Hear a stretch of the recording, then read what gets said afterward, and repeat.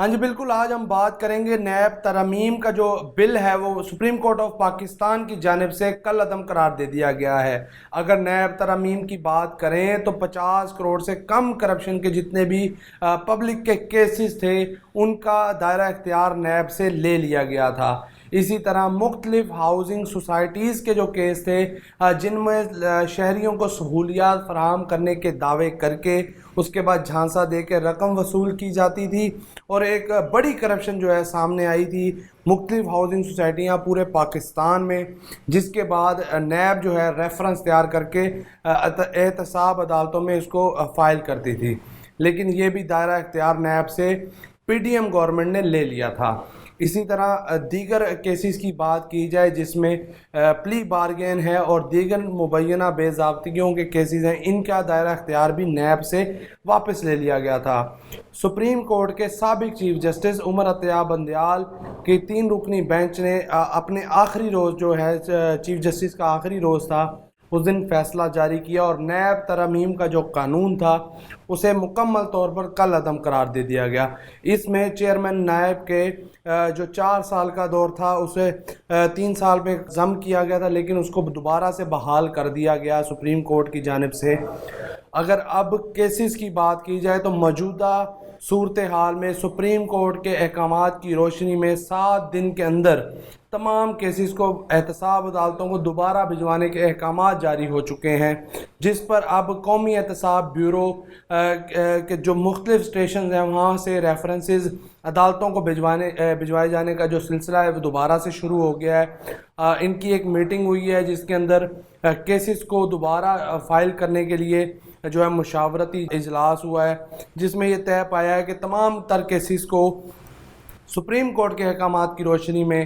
واپس عدالتوں کو بھجوا دیا جائے گا۔ اگر صرف ملتان کی ہم بات کریں تو ملتان میں 75 ایسے کیسز تھے جن کو سپریم کورٹ کی روشنی میں واپس جو ہے عدالتوں میں بھجوا دیا گیا ہے۔ ملتان میں احتساب عدالت نمبر 1 کے جو جج ہیں وہ تبدیل ہو چکے ہیں، اسی طرح احتساب عدالت 2 کو جو ہے احتساب عدالت نمبر 1 میں ضم کر کے ان کے جج کو بھی یہاں سے ٹرانسفر کر دیا گیا، یعنی کہ اب ملتان میں صرف ایک کورٹ جو ہے احتساب عدالت کی کام کر رہی ہے۔ اب اگر ملتان کے کیسز کی بات کریں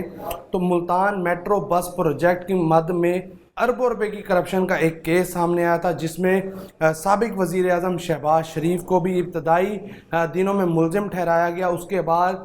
ضلع انتظامیہ کے کئی افسران کو جو ہے اس میں ملزم ٹھہرایا گیا، مورد الزام ٹھہرایا گیا۔ اس کے بعد اس مقدمہ کی تحقیقات ہوئی، نیب کی جانب سے ریفرنس عدالت میں جمع کرایا گیا، احتساب عدالت میں اس کی ابتدائی سماعت ہوئی، فرد جرم عائد ہوئی، لیکن اس کے بعد نیب ترامیم کا قانون جو ہے سامنے آ گیا اور عدالت نے یہ کیس اپنے دائرہ اختیار سے باہر ہونے کی وجہ سے قومی احتساب بیورو کو واپس بھجوا دیا۔ اسی طرح اگر دوسرے کیسز کی بات کی جائے تو پنجاب کانسٹیبلری کا کیس ہے جس میں کروڑ روپے کی کرپشن ہے، تنخواہوں کی مد میں جو پولیس کے اعلیٰ افسران نے گھوش ملازمین ظاہر کر کے قومی خزانہ اس سے رقم نکلوا لی۔ اسی طرح اگر بات کی جائے سابق ضلعی ناظم فیصل مختار کی تو ان کے خلاف بھی 80 کروڑ روپے سے زائد